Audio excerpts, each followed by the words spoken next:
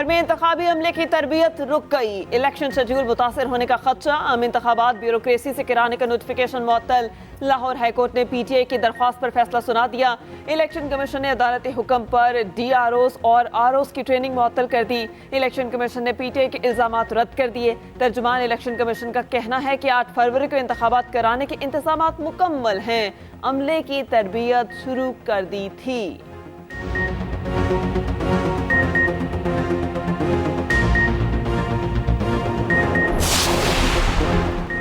शहबाज शरीफ का पीटीआई पर इलेक्शन मुलतवी कराने की साजिश का इल्जाम। कहा, इलेक्शन के खिलाफ पीटीआई दरखास्तें इलेक्शन से फरार का मंसूबा हैं।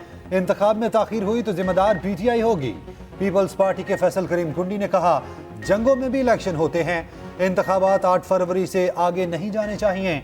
फिरदौसा शिकावान ने कहा, पीटीआई ने इंतखाबी मैदान से राह फरार इख्तियार की। एमकेएम के फैसल सब्जवारी बोले, तहरीक इंसाफ ने माजी के इलेक्शन में कोई एतराज नहीं उठाया, अब क्यों एतराज उठाया।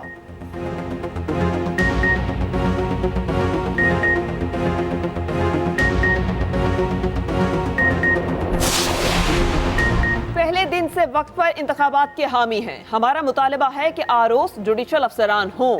चेयरमैन पीटीआई बैरिस्टर गोहर की चीफ जस्टिस से मामले पर नोटिस लेने की अपील। कहा, सिविल जजेस या सेशन जजेस से रिटर्निंग अफसरान लिए जाएं। चीफ जस्टिस से मामले पर नोटिस लेने की अपील करते हैं। लाहौर हाई कोर्ट का फैसला इलेक्शन में इल्तवा का जवाब नहीं है।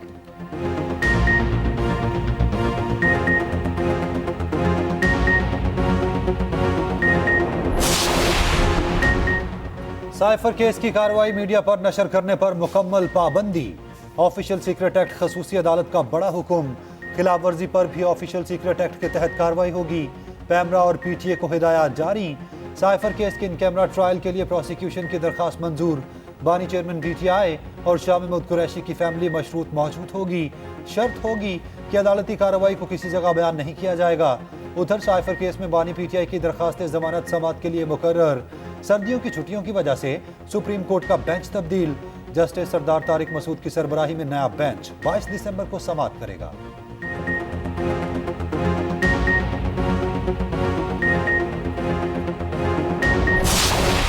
साल पर पहली आजमाइशों के बाद आखिरकार मेरी बेगुनाही की तस्दीक हो गई, लेकिन दरअसल ये उस खुली नाइंसाफी का इजाला है जिसका मुझे निशाना बनाया गया।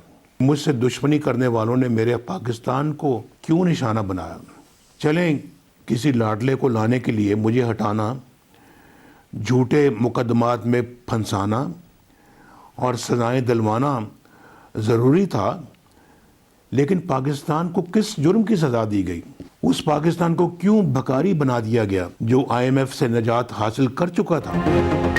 मेरी दुश्मनी में मुल्क को क्यों निशाना बनाया गया। मुझे हटाकर लाडले को लाने के लिए पाकिस्तान को सजा क्यों दी गई। नवाज शरीफ का कहना है कि नैब को मेरे खिलाफ रेफरेंसेस दायर करने का कहा गया। मुझे सिसिलियन माफिया और गॉडफादर की गालियां दी गईं। इस शर्मनाक खेल के सारे चेहरे बेनकाब हो चुके। सच्ची खुशी तब होगी जब आवाम की सजाएं खत्म होंगी। आवाम खुद जज हैं। उम्मीद है 8 फरवरी को अपना फैसला सुनाएंगे, अपनी सजाओं का खात्मा करेंगे।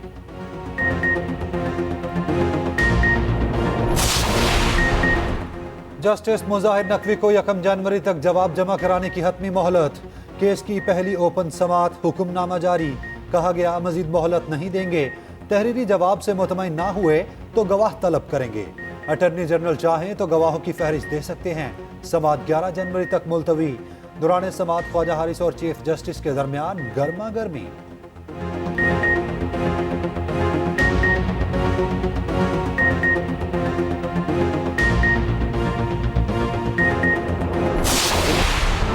शौकत अजीज सदीकी बरतरफी केस में साबिक फौजी अफसरान को फरीक बनाने की दरख्वास्त दायर। कमर जावेद बाजवा, फैज हमीद, साबिक chief justice Islamabad high court, Anwar Kashi को फरीक बनाने की इस्तदा। दौरान समाज चीफ जस्टिस ने सवाल पूछा, जिस शख्स पर इल्जाम लगा रहे हैं उन्हें फरीक क्यों नहीं बनाया गया, या किसी पर इल्जाम ना लगाएं, या फिर जिन पर इल्जाम लगा है उन्हें फरीक भी बनाएं। इदारे नहीं, लोग बुरे होते हैं। मुल्क की तबाही इसी वजह से होती है कि शख्सियात के बजाय इदारों को बुरा भला कहते हैं।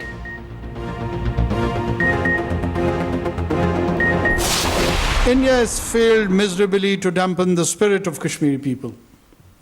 Generations after generations, their longing for freedom is as alive as it was 7.5 decades ago. I wish to remind the Indian leaders that unilateral steps in Jammu and Kashmir can neither accord legitimacy to their occupation nor suppress the true sentiments of the Kashmiri people. Gimmickry cannot replace legitimacy. Kashmir کے لیے 300 بار بھی جنگ کے لیے تیار ہیں. وزیر اعظم کا دشمن کو واضح اور دو ٹوک پیغام. کہا کشمیر کو طاقت کے زور پر زیر کرنے کا بھارتی خواب کبھی پورا نہیں ہوگا. بھارتی سپریم کورٹ کا فیصلہ غیر قانونی اور غیر آئینی ہے. کٹھ پتلی عدالتی فیصلوں سے زمینی حقائق بدلے نہیں جا سکتے. مظفر آباد میں آزاد کشمیر قانون ساز اسمبلی کے اجلاس سے خطاب. کہا مسئلہ کشمیر عالمی طور پر تسلیم شدہ تنازع ہے. واحد حل استواب رائے ہے. نگران وزیر اعظم کی یادگار شہداء پر حاضری, پھول چڑھائے اور فاتح خوانی کی. وزیر اعظم آزاد کشمیر اور حریت رہنماؤں سے ملے.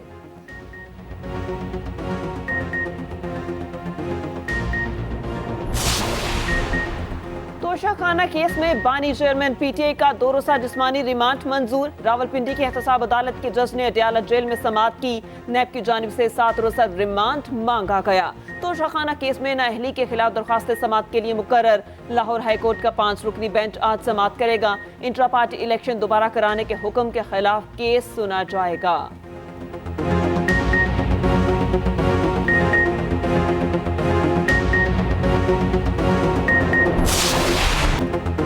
سارا انعام کو انصاف مل گیا. قاتل شوہر شاہ نواز امیر کو سزائے موت کا حکم. ڈسٹرکٹ اینڈ سیشن جج نے 10 لاکھ روپے جرمانہ عائد کیا. مجرم کی والدہ سمینہ شاہ بری. کمرہ عدالت میں مقتولہ کے اہل خانہ فیصلہ سنتے ہی رو پڑے. والد کا فیصلے پر اطمینان کا اظہار. سمینہ شاہ کی بریت کے فیصلے پر ناخوش. ہائی کورٹ میں چیلنج کرنے کا اعلان.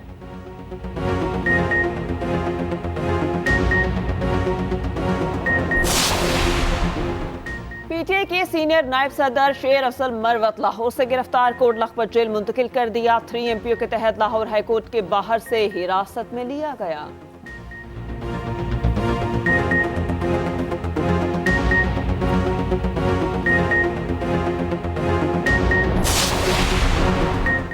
P T I intra party election case میں درخواست گزاروں کے دلائل مکمل. اکبر ایس بابر کی پارٹی انتخابات کا عدم قرار دینے کی استدعا. پی ٹی آئی کے وکلاء نے کہا پارٹی چیئرمین کا انتخاب آئین اور قانون کے مطابق ہوا. چیف الیکشن کمشنر نے ریمارکس دیے باقی جماعتوں کے بھی الیکشن ہوئے, ان پارٹیوں پر بھی بہت اعتراضات سامنے آئے. پارٹیوں نے اعتراضات کو دور کیا. کیس کی سماعت پیر تک ملتوی. میڈیا سے گفتگو میں اکبر ایس بابر بولے ہم پارٹی میں شفاف انتخابات چاہتے ہیں.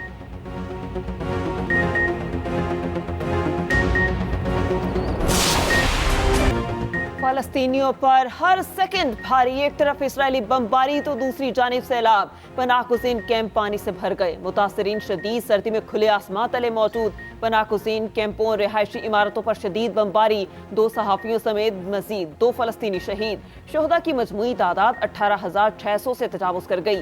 جنین کیمپ میں 3 گھروں کو اڑا دیا گیا. جب بالیا کے قبرستان کو روند دیا گیا. حماس بھی مزاحمت کی علامت بن گیا. کئی اسرائیلی ٹینک تباہ کر دیے.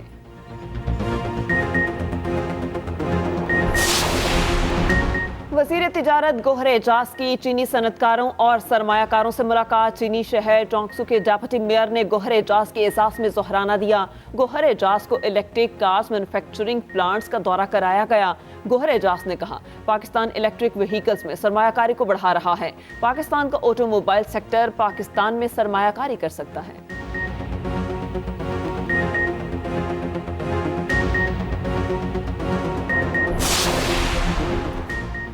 نگران صوبائی وزیر اطلاعات محمد احمد شاہ نے کہا ہمارے معاشرے میں رات جتنی تاریخی ہے. ہم شرمندہ ہیں, ہم اپنی نسلوں کو سمجھا نہ سکے.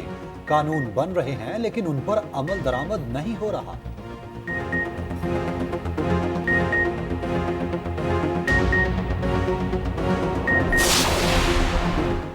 نہ قطار نہ انتظار. اب ڈرائیونگ لائسنس بنے گا گھر بیٹھے. ٹریفک پولیس نے شہریوں کو بڑی سہولت فراہم کر دی. New learning driving licence online کیسے بنایا جا سکتا ہے, بلیٹن میں شامل ہے خصوصی رپورٹ.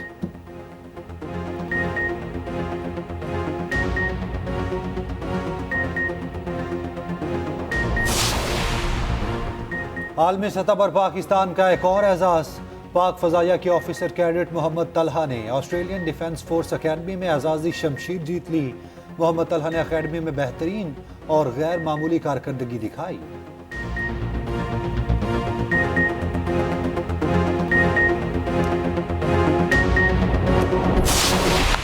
پرتھ ٹیسٹ کا آج دوسرا دن، آسٹریلوی ٹیم 346 رنز 5 کھلاڑی آؤٹ سے اننگز آگے بڑھائے گی۔ میچ کا پہلا دن آسٹریلوی بلے بازوں کے نام رہا، ڈیوڈ وارنر کے ہاتھوں بالرز کی جم کر پٹائی۔ عثمان خواجہ وارنر کی 126 رنز کی اوپننگ شراکت داری، وارنر نے 164 رنز کی اننگز کھیلی۔ عامر جمال نے ڈیبیو میچ میں 2، خرم شہزاد نے 1 وکٹ لی، شاہین آفریدی اور فہیم کی 1 وکٹ۔ عثمان خواجہ کا فلسطینیوں پر مظالم کے خلاف احتجاج، سیاہ پٹی باندھ کر میدان میں اترے۔